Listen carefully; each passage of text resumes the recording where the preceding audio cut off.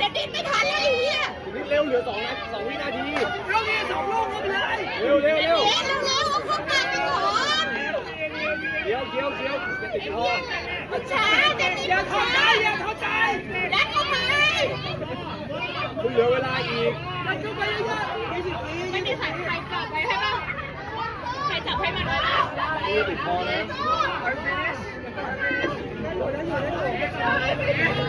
เท่าไหร่แล้วเสร็จแล้ว6 5 4 3